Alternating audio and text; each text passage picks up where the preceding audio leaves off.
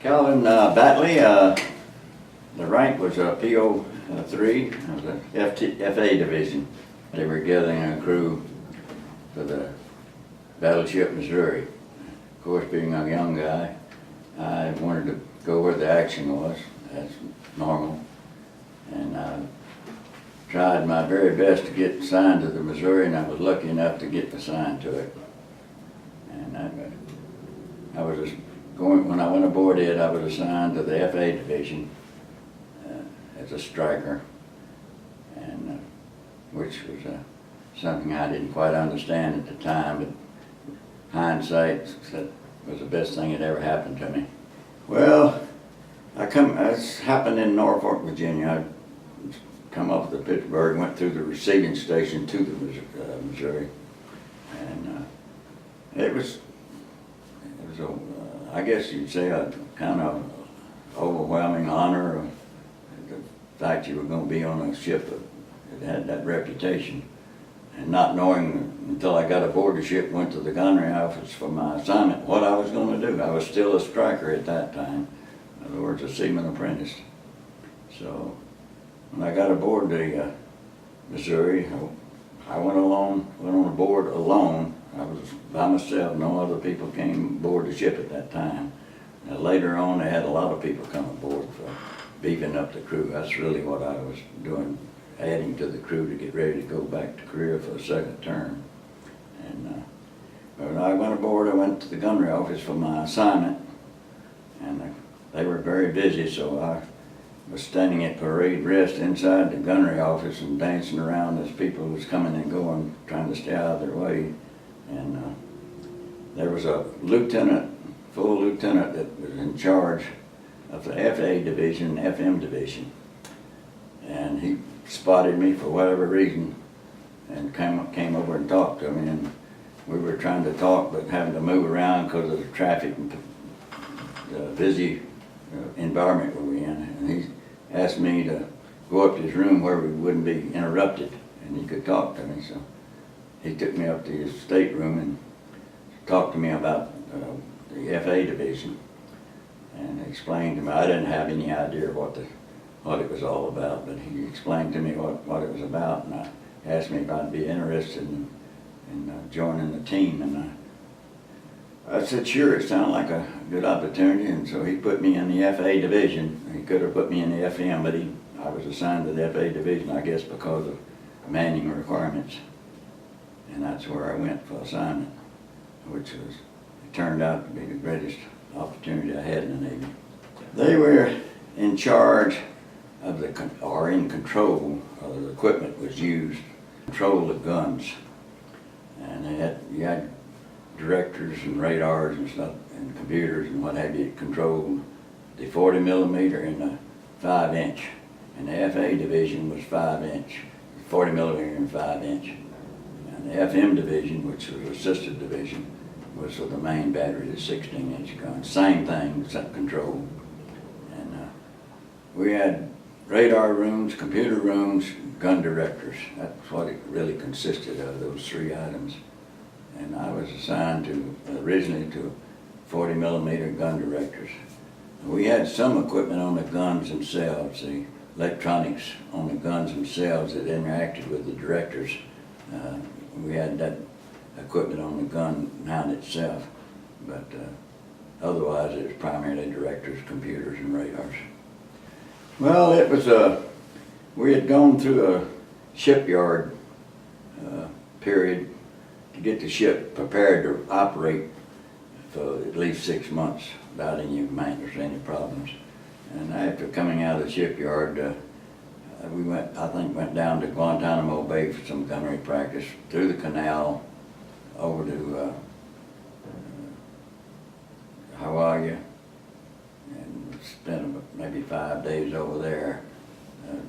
Some part of that time we were out for some more gunnery practice in the gun range, wherever they had it there. And then from there we proceeded on to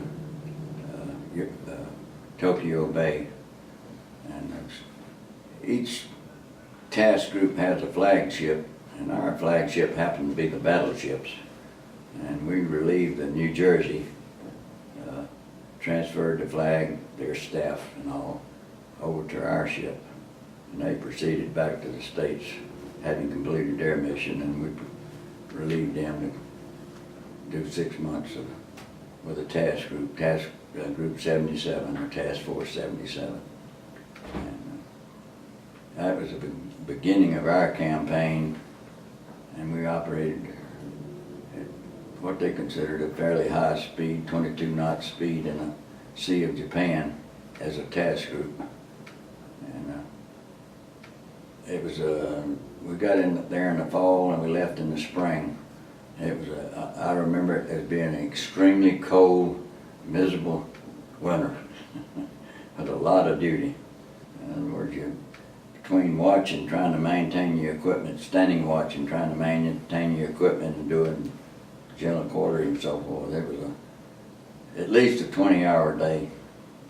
And every 2 or 3 weeks the ship would go in port and reload ammo and refuel and take on stores and stuff, and you get a little break. And otherwise, I don't know how you'd have made it working as many hours a day as you did. But it was an interesting tour.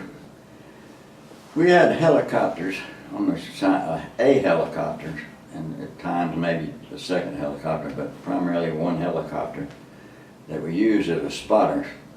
In World War II, they sent people ashore and used them as spotters, but they'd find a high point and direct a fire to where you wanted it to go. But during the Korean conflict, they used a helicopter as a spotter, and you'd fire a round over and they'd give you coordinates, and the person that was in a computer room had control of changing the coordinates and all, and crank all this stuff in the computer to change it. And you'd fire another round until you got in on the target, then you might fire salvos of 3 salvos, 2 salvos, or even 9 salvos with the main guns, and with a 5-inch you'd fire whatever they decided they wanted numbers of rounds they wanted to put on the target. And the aircraft, of course, wasn't used for shore bombardment. It was used for air defense, which we didn't have to worry about. During the time I was on it in that particular period of time. Well, I was assigned 2 different places during my time on the ship. I was assigned to a gun director up forward near the Sky One, directly over the captain's cabin. So you had to be quiet as far as walking around and banging on the deck with your feet and all, because it's in the Marine orderly up there and quieten you down. But the second part of it, I was assigned to Sky One. That was my workstation as well as my general quarter station and a watch station during the time I was in Korea. I probably spent 2/3 of my time assigned to Sky One as a workstation as well as a general quarters or a watch station. And that's pretty much where I spent most of my time. Well, I mentioned earlier about the 20 hours days. If somebody tells you they can't sleep when they shoot a 9-gun salvo, I'll tell you differently. You can sleep if you get tired enough. But it's generally speaking, you don't want to be near the barrel end of it because of the flash and the heat and stuff. But it's a pretty loud noise. You shoot a 9-gun salvo, it's a pretty loud noise. And one of the times I was off watch in the mess hall having lunch, or dinner, or whatever you want to call it. And they did a 9-gun salvo, and this was, I guess, the full powder charges for the thing, because it really rocked the ship. And all the tables in the mess hall were kind of fold-out tables, lock in position. All these tables began to collapse. The benches the same way. They began to collapse, and we were having spaghetti that day. So, needless to say, that was a disaster, a mess. Spaghetti everywhere, and nobody could stand up, and all the tables and trays and forks and knives, whatever, all scattered all over the deck. But that's power of a 16-inch gun, and when you fire all 9 barrels of what they call a 9-gun salvo, especially with a full charge to get the maximum range out of the projectile, this is what can happen. It really jars that ship.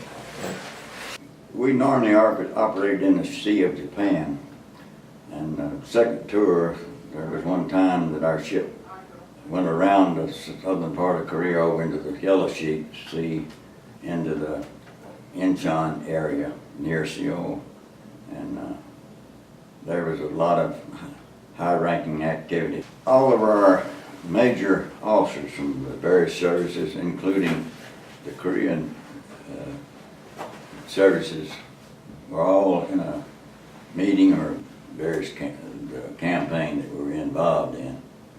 And you had a lot of high-ranking officers, including the President of Korea, at that meeting. And it was held aboard the Missouri in the officers' area, and probably in the wardroom. And it was an all-day affair, pretty much. By the coming aboard and then leaving, it was pretty much an all-day affair. What it was about, I had no knowledge of, no access to the information, but I can imagine it was about their war effort, how they were going to proceed from that point in time in the future as to how and what they needed to do. So, but I had no knowledge of the details of it. I've seen a lot of high-ranking people coming in and going.